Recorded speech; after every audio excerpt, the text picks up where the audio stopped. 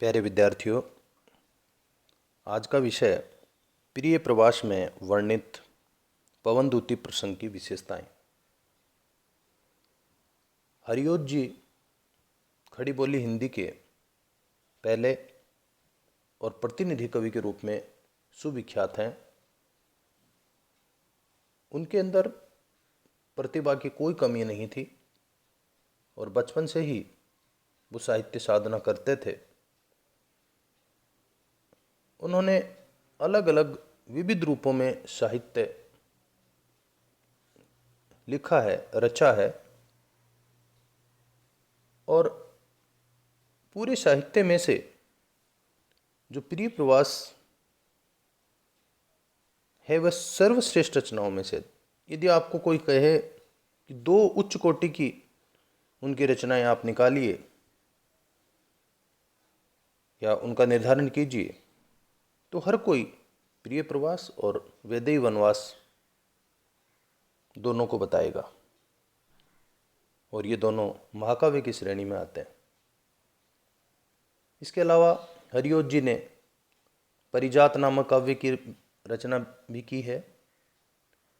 ये जो परिजात है वो 15 सर्गों में बटा हुआ एक विशाल काव्य है, लेकिन कुछ कमियों के चलते इसे महाकाव्य नहीं माना गया।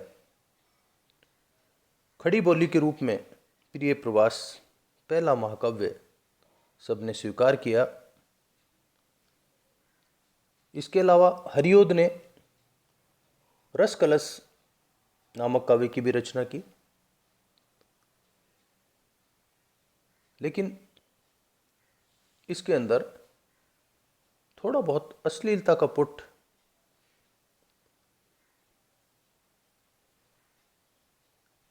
जो अब तक जिस रूप में आरोपित था उसका भी उन्होंने निवारण किया। उपन्यास के क्षेत्र में भी हरिओत ने लिखा है। नाटक के रूप में भी उनकी रचनाएं सामने आई हैं। उनके दो उपन्यास, एक तो ठेठ हिंदी का ठाठ और दूसरा अध खिला फूल, ये प्रसिद्ध रहे। नाटकों की यदि हम बात करें तो हरिओत जी ने रुक्मिणी परिणय और प्रद्युम्न विजय, ये दो रूपक उन्होंने लिखे थे। इतिहासकार के रूप में भी उन्होंने अपने विचार प्रस्तुत किए हैं। कुल मिलाकर हम कह सकते हैं कि हरिओत कवि के रूप में, उपन्यासकार के रूप में, नाटककार के रूप में और इतिहासकार के रूप में प्रसिद्ध रहे हैं। वे एक अच्छे आलोचक रहे हैं और अच्छे अनुवादक भी रहे हैं। यहाँ पर विषय है कि उन्होंने जो काव्य रचा उसमें प्रिय प्रवास के तहत, प्रिय प्रवास के अंतर्गत पवनदूती प्रसंग जो उन्होंने लिया, जिसमें राधा जो है पवन के माध्यम से संदेश श्री कृष्ण तक पहुंचाती है जब वो मथुरा चले गए थे, उस प्रसंग की क्या विशेषताएं हैं। हर कोई उस प्रसंग पर अपना ध्यान क्यों केंद्रित करता है। प्रिय प्रवास का जो छठा सर्ग है उसमें राधा जिसका विरह अतिशय है, या वो यूं कहें कि विरह वेदना से वो बहुत ग्रसित है, दुखी है, तो वो पवन को दूत बनाकर अपने प्रियतम यानी श्री कृष्ण के पास भेजती है। और साथ ही पवन के अंदर, पवन में जो विशेषताएं होती हैं, हवा में शीतलता, प्रवाहशीलता, गतिमयता, उन सब को इस ढंग से उन्होंने कहा कि तू किसी को इन विशेषताओं के कारण, ये तेरी ताकत है, तो इनसे तू किसी को परेशान मत करना। वे तेज हवा चलेगी, अंधड़ के रूप में जाएगी, अपनी गति बढ़ा देगी, तो लोग दुखी हो जाएंगे। तुझे ऐसा नहीं करना है। अब इस पवन दूत प्रसंग में और क्या क्या विशेषताएं हैं वो देखिए। पहली तो इसमें हम यदि वो विशेषता निकालें तो पहला तो इसमें संदेश है ही, संदेश प्रेषण है ही पवन के माध्यम से। संदेश प्रेषण में राधा ने अपनी उदारता और सहृदयता और साथ ही परोपकारी प्रवृत्ति को प्रस्तुत कर दिया है। राधा में क्या क्या विशेषताएं मुख्य रूप से हमें दिखाई देती हैं कि वो हर किसी के प्रति उदार है, हर किसी के प्रति वो सहृदयी है और दूसरों का भला चाहती है, परोपकारी प्रवृत्ति है उसके अंदर। और इन विशेषताओं के कारण ही राधा कहती है कि हे बहन, तू जाकर किसी को परेशान मत कर देना। तुझे यदि वहाँ पर कोई थका हारा बैठा हुआ दिखाई दे तो उसको राहत प्रदान करना, वहाँ धीमी धीमी या ठंडी ठंडे रूप में बहकर उनकी थकान को दूर करना। ये तेरा फर्ज है कि तू उनको सुख दे, उनको राहत दे, शांति दे। साथ ही कहा कि नारी की लज्जा का तू ध्यान रखना। नारी की लज्जा जो है वो उसका गहना है।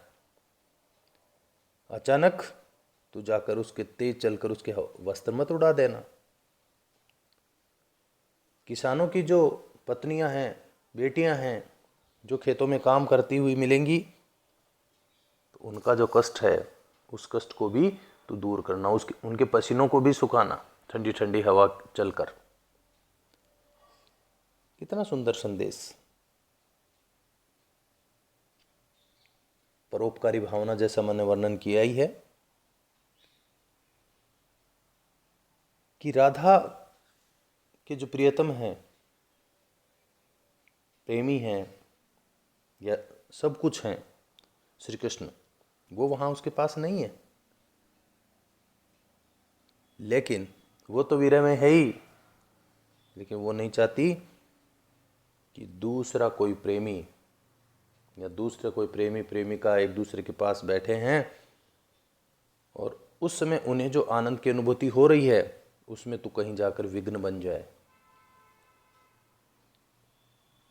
केवल मानव रूप में ही नहीं, कीट पतंगों के रूप में भी देखिए वर्णन आता है इसमें। पवन कहती है कि यदि रास्ते में कहीं कोई भौरा है और वो पुष्पों का रस ले रहा है तो ये नहीं कि तू तेज चले और वो भौरा जो है वो तेरी गति से उड़ इधर उधर बेचारा परबस यानी मजबूर होकर और तेरे साथ ही कहीं दूर चला जाए। वो जो आनंद ले रहा है उस आनंद में ये पवन तू बाधा मत डालना।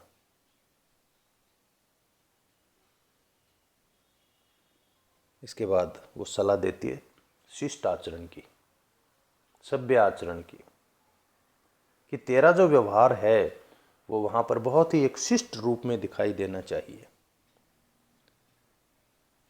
तरीके से जाना, तो सीधा प्रियतम के पास मत चले जाना। अगर ऐसा तूने किया तो ये तेरा शिष्टाचार के खिलाफ बात होगी। पहले धीरे धीरे तू कहाँ जाएगी, मथुरा के बगीचों में पहुंच, वहाँ धीरे धीरे बहना शुरू कर। वहाँ बहुत सारे फूल पत्तियाँ होंगी, चारों तरफ वहाँ बाग बगीचे हैं, बहुत सारे वहाँ पर फूल ही फूल चारों तरफ खिले हुए हैं। तो सबसे पहले उन फूलों की गंध लो, सुगंध लो वहाँ से, और उसके बाद उस सुगंध के साथ महल में प्रवेश करना। और प्रवेश करते समय वही शालीनता बनी हुई रहनी चाहिए। कितना सुंदर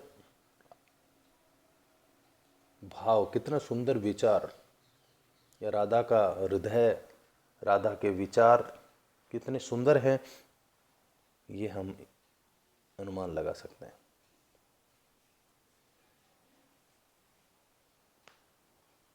फिर उसकी जो आत्मीयता है, उस आत्मीयता के साथ यहाँ पर यानी बड़ी लगाव के साथ, बड़ी आत्मीयता के साथ बड़े नम्र स्वभाव के साथ पवन से संदेश ले जाने का आग्रह कर रही है और उसे बड़ी बहन कहती है, हे पवन, हे मेरी बड़ी बहन। अब बड़ी बहन जब कह दी तो बड़ी बहन का उत्तरदायित्व तो बन गया ना, छोटी बहन की रक्षा करना, छोटी बहन की मदद करना। और बड़ी बहन का संबोधन करने के बाद में कहती है कि हे बड़ी बहन, मेरा प्रेम संदेश ले जाना।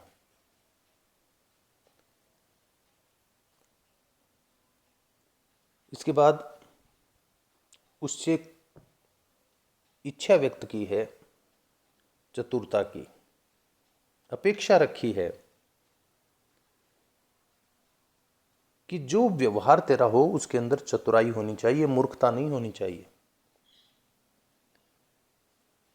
और बड़ी चतुराई के साथ महसूस नहीं हो और उसके बाद बहुत चालाकी के साथ तू प्रियतम के पास जाके और वहां से उस प्रियतम से यानी भगवान श्री कृष्ण से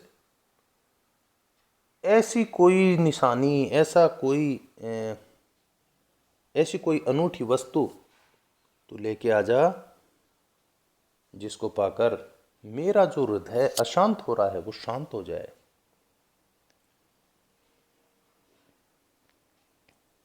अगली विशेषता के रूप में हम कह सकते हैं गुणग्राहकता। राधा है वो पवन से अपना काम करवाना चाहती है, इसलिए उसके जो गुण हैं, उसकी जो क्षमता है और उसकी जो शक्ति है उसका बखान करती है। हम यदि किसी को प्रसन्न करना चाहें तो सबसे पहले हम उसकी विशेषताओं की, उसकी सुंदर बातों की, उसके गुणों की तारीफ करें। और ऐसा करते हुए राधा ने कहा है कि हे पवन, हे हवा, तू तो वो शक्ति है जिसका कोई पार नहीं पा सकता। अपार शब्द प्रयुक्त किया। तू तो बहुत सीधी है, तेरा हृदय तो बहुत सरल है, तू तो सबको राहत प्रदान करने वाली है, मैं तुझ पर बहुत अधिक विश्वास रखती हूँ, मेरा मन इस समय दुखी है, पूरी तरह से मेरी बात बिगड़ चुकी है, ऐसे में मेरी मदद करना तेरा कर्तव्य भी है। कर्तव्य बोध करवाती हैं, कर्तव्य ध्यान दिलाती हैं कि मैंने तुझे बड़ी बहन के रूप में माना है और ऐसे में मेरी सहायता करना तुम्हारा कर्तव्य भी बनता है। इसके साथ ही बिंदु ये भी कह सकते हैं कि वाक चातुर्यता बहुत अधिक है, बोलने में होशियारी, बोलने में समझदारी। और इससे राधा के बुद्धि कौशल का पता चलता है। बहुत ही अच्छे ढंग से पूरे रास्ते का वर्णन उन्होंने किया है। भौगोलिक, किस तरह से भौगोलिक स्थिति है उसको समझाया है। विभिन्न प्राकृतिक दृश्यों का सुंदर वर्णन किया है जो राधा की वाक चातुर्यता का प्रमाण है। मूल रूप से अगली विशेषता के रूप में हम कहेंगे कि ये जितने भी विचार हैं राधा के, पवन के माध्यम से दिया जाने वाला संदेश, इनके माध्यम से विरह वेदना का प्रकटीकरण है, विरह वेदना को की अभिव्यक्ति है। राधा के हृदय में जो विराग्नि जल रही है उस विराग्नि को उन्होंने प्रकट किया है, अपने विरह की वेदना को सामने रखा है।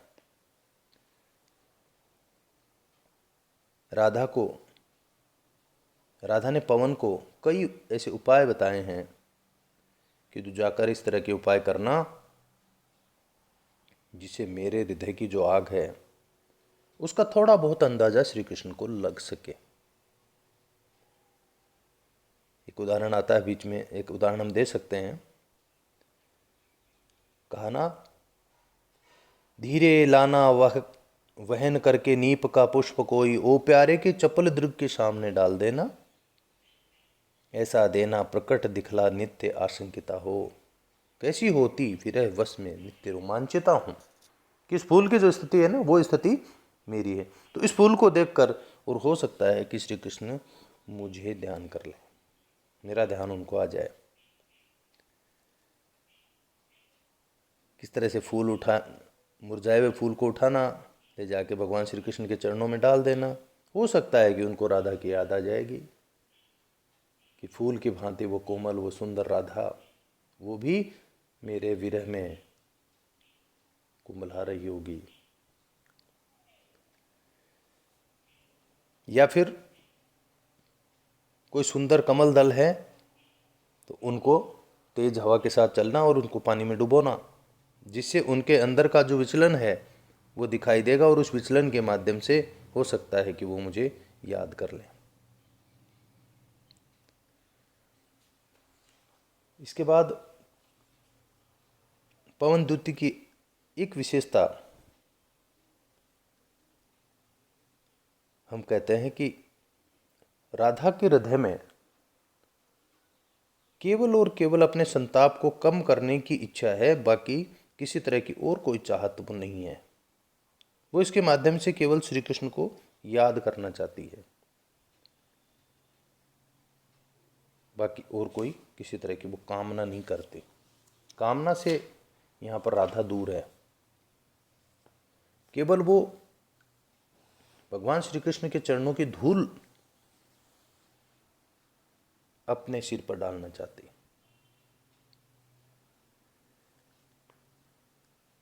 और अंत में वो बहुत अधिक, एक तरह से कहें, कृतज्ञ भाव भी प्रकट करती है पवन के माध्यम से।